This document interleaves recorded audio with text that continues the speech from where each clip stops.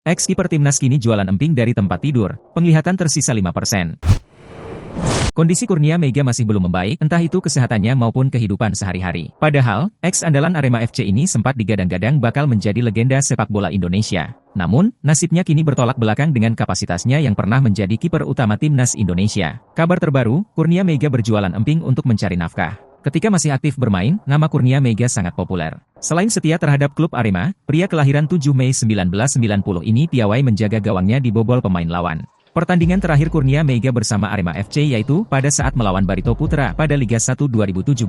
Sementara itu, Kurnia Meiga juga menjadi salah satu kiper terbaik yang pernah dimiliki timnas Indonesia. Ia debut di tingkat internasional pada kualifikasi Piala Asia AFC 2015 melawan Arab Saudi.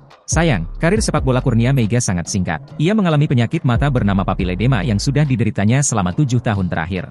Belakangan, kabar terbaru Kurnia Meiga menjadi sorotan. Pemain kelahiran Jakarta itu berjualan emping melalui akun TikTok miliknya. Kurnia Meiga pun mengunggah video berjualan itu pada Kamis, 1 Maret 2024. Terlihat, Kurnia Meiga sedang duduk di atas kasur sambil memegang satu bungkus emping yang diberi label 1 km. Megang kerupuk emping, gurih dan renyah, kalian siap order dan cek harga, karena ini poloh, tutur Kurnia Meiga. Hingga artikel ini ditulis, Jumat, 2 Maret 2024, video tersebut telah dilihat sebanyak 132.000 kali. Selain itu, video tersebut juga tersebar di media sosial lain seperti X. Adapun, di kolom komentar, Kurnia Meiga mendapatkan sejumlah ucapan semangat dari para warganet. Banyak yang mendoakan kesehatan kiper yang pernah menjadi penjaga gawang terbaik Piala AFF 2016 tersebut. Dilansir dari Kompas.com, 6 Juli 2023, dokter menyebutkan bahwa kondisi penglihatan Kurnia Meiga hanya tersisa 5% saja. Oleh karena itu, upaya perawatan medis yang bisa dilakukan pun untuk mempertahankan sisa penglihatan tersebut. Selain itu, Kurnia Meiga juga pernah menjual medali hingga atribut sepak bola pribadinya.